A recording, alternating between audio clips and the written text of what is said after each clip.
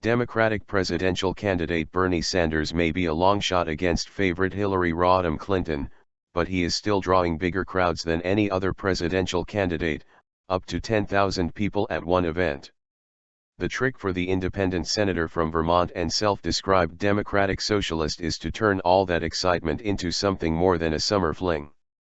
Will those supporters turn out in key states that hold the first nominating contests in next year's primary race?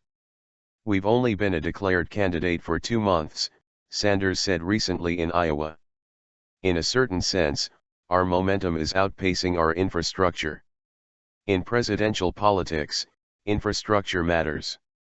For Sanders to turn his insurgent campaign into an honest challenge against an unquestioned front-runner like Clinton, he will need to convert those willing to come hear him speak in the summer of 2015 into volunteers, donors and, ultimately, voters in 2016.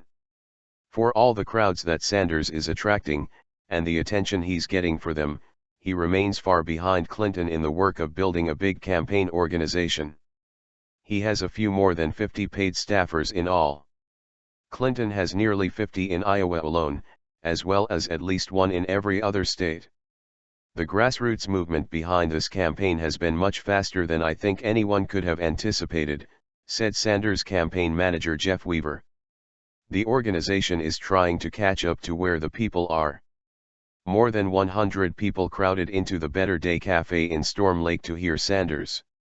A table at the front of the restaurant held clipboards with sign-up sheets, where people could fill in their name, email address and phone number as well as a box to check if they planned to caucus for Sanders.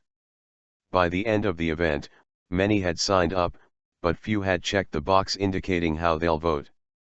Weaver said the infrastructure needed to turn out supporters for the caucuses is coming soon.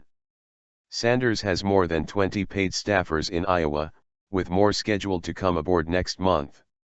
In New Hampshire, he has 4 paid staffers, but the state will get a big jump soon, Weaver said.